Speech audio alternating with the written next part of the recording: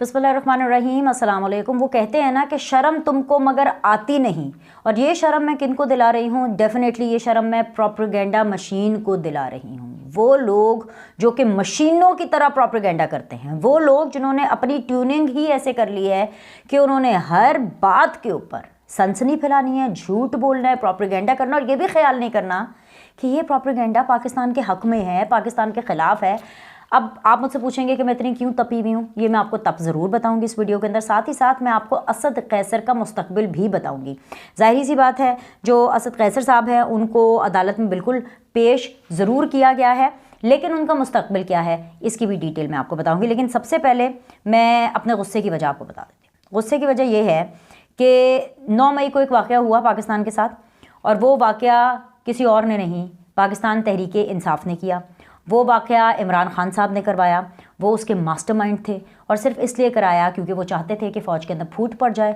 क्यों फूट पड़े? इसलिए फूट पड़े क्योंकि जब आर्मी चीफ़ को इसका फ़र्क पड़ेगा, जब फ़ौज के अंदर एक डिवाइड होगी, तो ऑटोमेटिकली जो इमरान खान साहब हैं उनको एक स्पेस मिलेगी फ़ौज को क्रिटिसाइज़ करने की, अपनी टांग ऊपर रखने की, लोगों को ये बताने की कि देखो जी, मैं तो पहले ठीक कहता था कि ये जो फ़ौज है ये हर मामले में इंटरफेयर करती है, और फ़ौज ने ही मुझे निकाला है, तो लिहाजा अगर फ़ौज कमज़ोर होगी तो उससे इमरान खान साहब को ये लगा, उनके खुराफाती दिमाग में, उनके गंदे दिमाग में गंदे ख्याल आता है कि किसी को तोड़कर, किसी को नीचा दिखा करके वो खुद उठ सकते हैं या उनकी सियासत चमक सकती है। तो ऐसा तो हो नहीं सकता। गलत कामों का गलत नतीजा निकलता है, बुरे कामों का बुरा नतीजा ही निकलता है। कभी ऐसा हुआ है कि किसी ने कोई बुरा काम किया हो और उसका कोई अच्छा नतीजा निकले? तो ऐसा नहीं हो सकता। अब 9 मई को हम अभी तक भूल नहीं पाए। इसलिए नहीं भूल पाए 9 मई को क्योंकि अभी तक जिन लोगों ने 9 मई किया उनके किरदार को कैफरे किरदार तक नहीं पहुंचाया गया, यानी कि अभी सज़ाएं नहीं हुई हैं, अभी मिलिट्री कोर्ट्स में जाना है, मिलिट्री कोर्ट्स में नहीं जाना है, ये मामलात भी चल रहे हैं। फिर ये लुच्चे भी फ्राई की जा रही हैं कि जी ये जो औरतें इन्वॉल्व हुई थी इनको थोड़ी देर के लिए ज़रा बाहर निकाल दो, बेचारों की फैमिलीज़ हैं, बेचारों के घर बार हैं, कुछ ना कुछ तो कर दो। मतलब 9 मई कब हुआ था? 9 मई को। उसके बाद 9 जून आया, 9 जुलाई, 9 अगस्त, 9 सितंबर, 9 अक्टूबर, ये नवंबर चल रहा है भाई। मतलब 1-2 दिन में 9 नवंबर आने वाली है। मतलब 6 महीने हो गए और अभी तक कोई शख्स कैफरे किरदार तक नहीं पहुंचा। अब उसकी एक वजह यह भी है कि कानून अपना रास्ता बहुत आहिस्ता आहिस्ता और सोच समझ के, नहीं फूक फूक कर वो रास्ता इख्तियार किया जा रहा है। इसलिए फूक फूक कर वो रास्ता इख्तियार किया जा रहा है कि बाद में कोई रोना पिटना ना डाले कि भाई हाय अल्लाह, फ़ौज ने तो जमहूरियत को सल्ब कर दिया, कि हाय अल्लाह हमने 9 मई क्या कर दिया, ये तो ह्यूमन राइट्स की खिलाफ वर्जी होगी, जो कि शोर वावेला क्रिएट किया जा रहा है। तो इसीलिए अभी 9 मई को पाकिस्तान ने सही तरह से भुगता नहीं है, अभी हम भूल नहीं पाए हैं उस वाक़े को कि 9 मई के बाद हमने देखा 4 नवंबर हो गया। अब आप पूछेंगे जी 4 नवंबर को क्या हुआ? 4 नवंबर को मियांवाली की जो एयरबेस है वहाँ तक, जी हाँ, बहुत गौर से सोच समझकर मैं आपको इन्फॉर्मेशन दे रही हूँ, और बहुत गौर से और सोच समझकर ही आपने ये इन्फॉर्मेशन लेनी है। जो मियांवाली के अंदर एयरबेस है, कौन सी एयरबेस? वो एयरबेस जहां पर F-16 तैयारे होते हैं, उस एयरबेस के ऊपर हमला करने की कोशिश की गई। कैसे कोशिश की गई? 9 दहशतगर्द घुसे अंदर और उन्होंने हसास, ऑफ कोर्स ये सेंसिटिव पार्ट है, ये सेंसिटिव एरिया है, ये सेंसिटिव जगह है, वहां पर घुसने की कोशिश की। इसलिए मैं कह रही हूं कोशिश की क्योंकि फिर हमारे जवानों ने उसका मुंह तोड़ जवाब दिया। ईंट का जवाब उन्होंने पत्थर से दिया, और ऐसे पत्थर मारे, मार मार के उन 9 लोगों को छठी का दूध याद करा दिया। लोग क्या मैं बोल रही हूँ, दहशतगर्द थे। जाहिर सी बात है कोई अमन का परवाना लेकर के तो हासिल नहीं हुए थे। अब मियांवाली शहर है इमरान खान का, मियांवाली शहर है सारे पाकिस्तानियों का, मेरा शहर है, मेरा ताल्लुक, मैं वहाँ पैदा नहीं हुई, मैं वहाँ कभी गई नहीं, लेकिन ऐसा थोड़ी है पाकिस्तान का हिस्सा है तो मेरा शहर है। लेकिन इमरान खान साहब मियांवाली के, और 9 मई को ये वो जगह थी, यही वो जगह थी, यही वो बेस थी जहाँ पर इमरान खान साहब ने लोगों को ट्रेनिंग दी थी कि 9 मई को मियांवाली में अगर आपने किसी फौजी इलाके में जाना है ना तो वो ये वाला इलाका होगा और आपने इन तैयारों तक पहुंचने की कोशिश करनी। तब तो मकसद हासिल नहीं हुआ था, तब मकसद हासिल नहीं हुआ था, लेकिन जो वो कहते हैं ना कि चार दीवारी उस टाइम पर गिरा दी गई थी और नुकसान हुआ था, तब भी नुकसान हुआ था। लेकिन जो कल वाकया हुआ, जिन्होंने अंदर तक रसाई पहुंचने की जो है वो कोशिश की और उनको फिर मारा कुटा गया, उसका फिर बदला लिया, अगर बदला लेना बनता है, क्योंकि हम लोगों ने भी, पाकिस्तान की अफवाज ने और पाकिस्तान ने कोई चूड़ियां नहीं पहनी हुई है कि कोई हमारे अंदर तक आ करके हमें मार गिराने की कोशिश करेगा, हमारे तैयारों को, हमारे जो आप उसको क्या कहते हैं, एसेट्स कहते हैं ना इनको, अपने एसेट्स को हमारे नुकसान पहुंचाने की कोशिश करेगा, तो हम हाथ पे हाथ धरे बैठ जाएंगे, हम मदर टेरेसा बन जाए, हम ह्यूमन राइट्स के चक्कर के अंदर कुछ करें ना। ऐसा नहीं होगा, ऐसा नहीं होगा। अब आप कहेंगी कि बीनश ये हमला तो दहशतगर्दों ने किया, बिल्कुल दहशतगर्दों ने किया, तो आप 9 मई का जिक्र क्यों करें? क्योंकि 9 मई दहशतगर्दों ने नहीं किया था, 9 मई तो पीटीआई ने किया था। मैं आपको बताती हूँ मैं क्यों 9 मई का जिक्र कर रही हूँ। ये हमला बेशक दहशतगर्दों ने किया था, लेकिन इस हमले के बाद जिस तरह से पाकिस्तान की फौज के हवाले से anti Pakistan and anti Pakistan army एकदम से सैलाब आ गया सोशल मीडिया के ऊपर पोस्ट का, वो कहां से आया, वो किसने किया?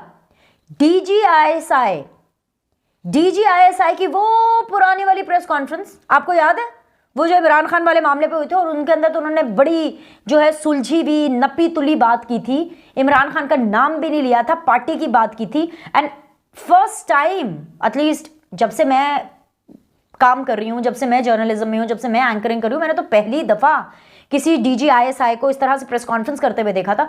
वो पुरानी प्रेस कॉन्फ्रेंस उठा करके इतनी गंदी गंदी, इतनी शिकस्त खुर्दा ट्वीट्स की जा रही हैं, मतलब जैसे कि मैं सिर्फ एक ट्वीट आपको कोट अनकोट बता देती हूँ कि जी पाकिस्तान का हाल ख़राब कर दिया, अदालतों का हाल ख़राब कर दिया, उनका हाल भी ख़राब का मतलब था कि जी फ़ौज का, वो डॉट डॉट डॉट डाला होता, फ़ौज का हाल भी ख़राब कर दिया, अब इनका हाल भी, इनका मतलब ये एयरफोर्स वालों का, इनका हाल भी ख़राब कर दिया। और नीचे डीजीआईएसआई कि वो वाली प्रेस कॉन्फ्रेंस की जो है वो पिक्चर्स और वो क्लिप्स लगाए हुए थे कि कुछ ज़रा इस बारे में भी रोशनी फरमाए। खैर, ऐसे लोगों को मैं सिर्फ ये कहूँगी कि तुम पर खुदा की लानत, क्योंकि जो अपनी धरती माँ का नहीं हो सका ना, वो किसी का नहीं हो सकता। दहशतगर्द किसी के नहीं होते।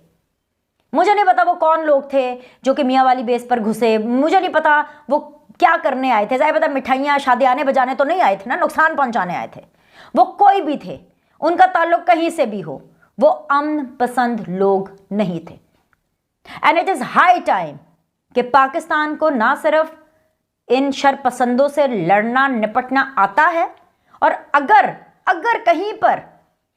कहीं पर दिल में कोई रहमदिली या कोई एहसास आ जाए, क्योंकि हम तो हैं पाकिस्तानी, इमोशनल है ना, और अगर कहीं पर कोई भूल गया है ना, तो उसको बिल्कुल याद आ गया है कि किस तरह से दहशतगर्दों से, शरपसंद अनासर से लड़ा जाता है, कैसे मुंह तोड़ जवाब दिया जाता है।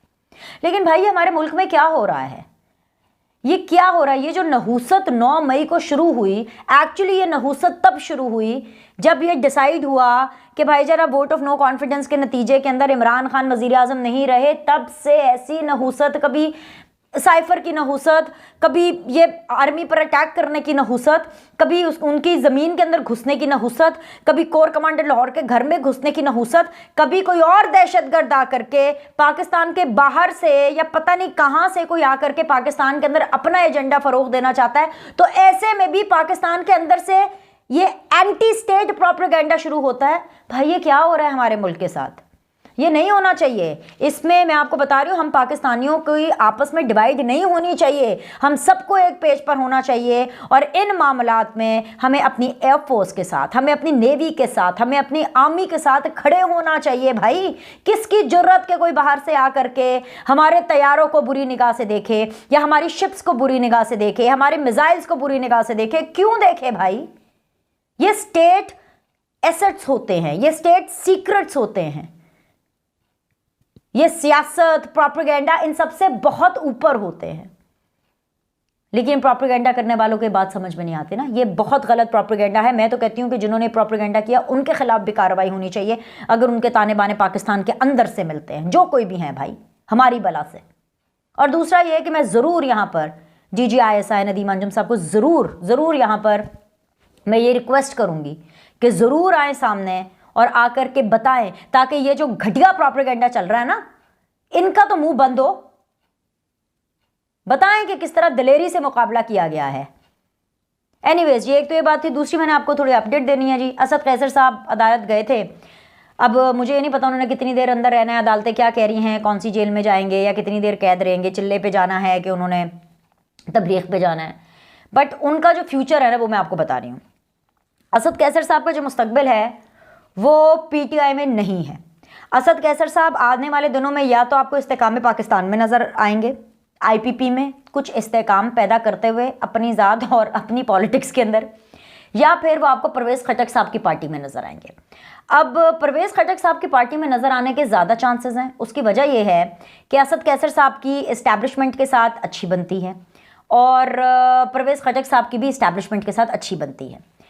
इसलिए अच्छी बनती है, इस हद तक अच्छी बनती है कि जब इमरान खान साहब की नई बन रही थी ना शुरू के दिनों में, तो इमरान खान साहब ने भी 2, 3, 4, 5 टियर की टीम्स बनाई हुई थी जिन्होंने इस्टेब्लिशमेंट के साथ इनकी अंडरस्टैंडिंग करानी थी। मतलब उसमें डायरेक्टली तो सदर आरिफ अलवी साहब थे जिन्होंने बाजवा साहब के साथ सारी अंडरस्टैंडिंग कराई थी, जो कि नहीं हो पाई और उसका भी गुस्सा इमरान खान साहब को बहुत है।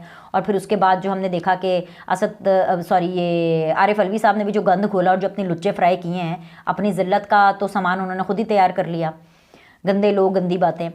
तो परवेज़ खटक साहब भी बहुत से पैगाम, एक्चुअली परवेज़ खटक साहब ही पैगाम लेकर के गए थे। तो जब उनको सुनने को मिला रिटर्न में इन जवाब कि भाई मीर जाफ़र से मिलना चाहते हैं खान साहब, के मीर सादिक से मिलना चाहते हैं, वह परवेज़ खटक साहब ही थे। और उनके साथ साथ असद कैसर साहब भी थे जो कि पैगाम पहुंचा देते थे। उनका अच्छा एक कनेक्ट था इस्टेब्लिशमेंट के अंदर।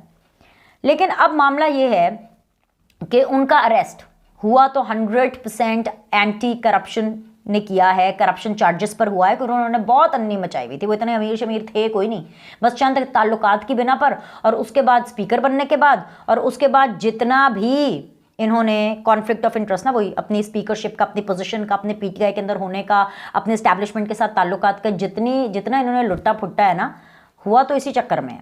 और ये साबित भी हो जाएगा, ये सामने आ भी जाएगा। मगर इससे एक मैसेज भी जाता है कि इस्टेब्लिशमेंट ने अभी 100% किसी से भी कोई बात नहीं करनी।